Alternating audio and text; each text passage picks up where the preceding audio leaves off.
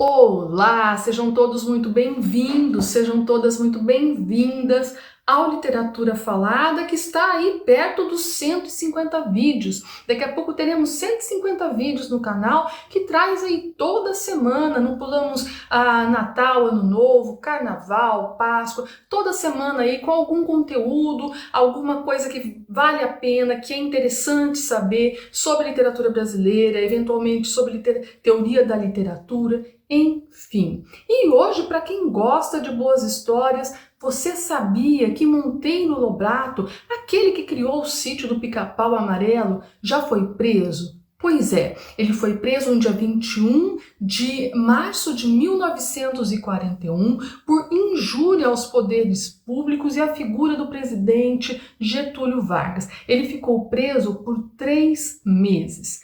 Mas essa história, que levou à prisão do Monteiro Lobato, ela começou vários anos antes do fato em si, e vale a pena a gente retomar aqui.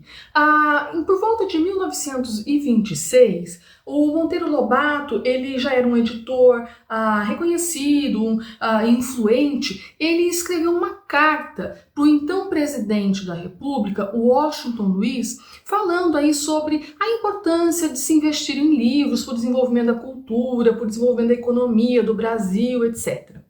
E essa carta impressionou o presidente. E o Washington Luiz viu o Monteiro Lobato como um intelectual, um erudito, preocupado e atento ao desenvolvimento do país. E ele o convidou para ser adido comercial do Brasil nos Estados Unidos. O Monteiro Lobato ficou 4 anos morando nos Estados Unidos. E quando ele voltou para o Brasil, em 1931, ele voltou aí cheio de ideias, e bastante convicto sobre as suas ideias.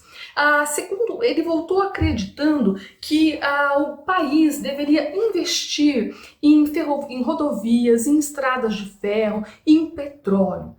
A grande questão, o problema é que quando o Monteiro Lobato voltou para o Brasil, o presidente não era mais o Washington Luiz, mas, como eu disse, o Getúlio Vargas.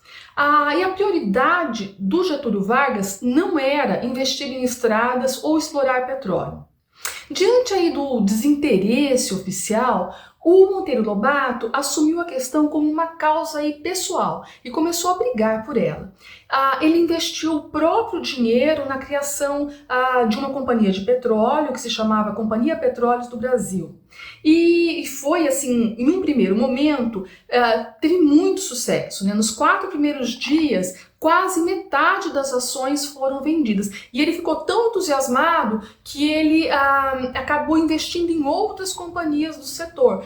Ele criou a Companhia Petróleo Nacional, a Companhia Petrolífica Brasileira, a Companhia de Petróleo Cruzeiro do Sul, a Companhia Mato Grossense de Petróleo. No entanto, era necessário que o governo investisse em tecnologia, em conhecimento técnico, era necessário infraestrutura. E o Getúlio Vargas não tinha a intenção de se voltar para essa prática. A ideia primeira do Monteiro Lobato era de explorar o petróleo onde já se sabia que ele existia. Por exemplo, na fronteira do Brasil com a Bolívia. Mas o governo, como eu disse, não tinha interesse na atividade, ele acabou tomando medidas, várias medidas que dificultavam as atividades do empreendedor escritor. Até que em 1935, o Monteiro Lobato escreveu uma carta para o Getúlio Vargas e nela ele o acusava de dificultar o seu negócio e favorecer petrolíferas estrangeiras. E aí, nos anos seguintes, ele persistiu nas suas ideias, na defesa aí do que ele acreditava ser o adequado, e ele promoveu palestras, escreveu artigos, livros, defendendo as suas ideias sobre o petróleo, tentando mudar aí os rumos políticos que a questão possuía, atuando inclusive junto a pessoas influentes. Ele era um homem influente, e sempre criticando o governo, as empresas estrangeiras, principalmente empresas argentinas, que exploravam o petróleo onde se sabia que ele existia no Brasil, né?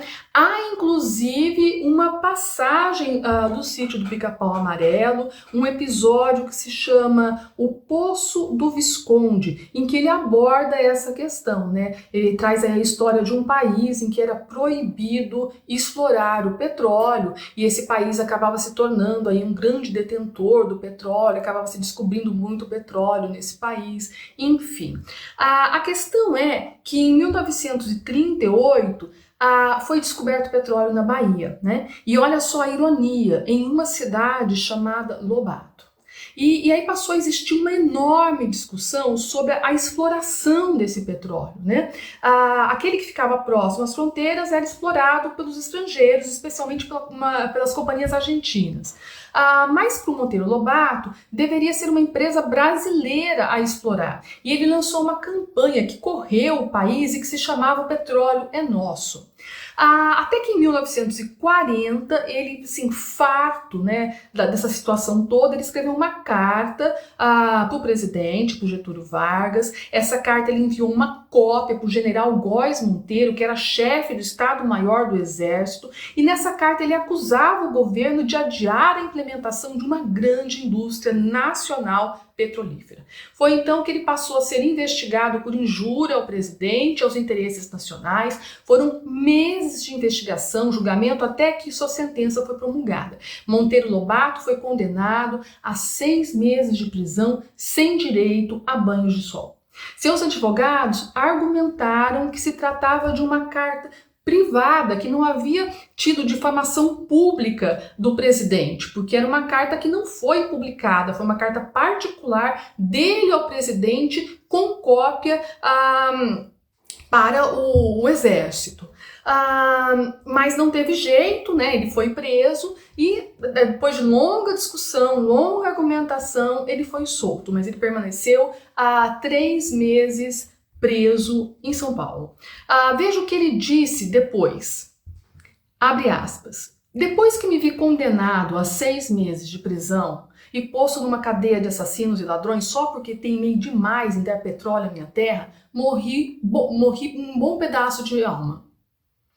O pior foi a incoercível sensação de repugnância que desde então passei a sentir sempre que leio ou ouço a expressão governo brasileiro.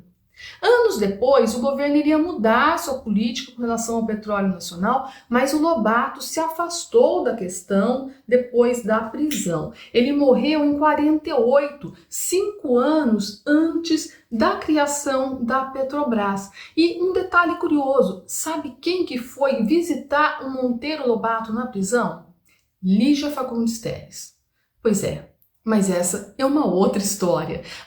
Por hora, eu só assinalo que se você tiver curiosidades técnicas sobre essa questão, sobre esse processo, essa prisão do Monteiro Lobato, há um artigo na OAB de São Paulo que se chama A Prisão de Monteiro Lobato e que está disponível na internet e você pode acessar caso queira. Se você gostou do conteúdo, não esqueça de repassar para quem você acha que pode se interessar. Até o nosso próximo encontro e não esqueça de se inscrever no canal.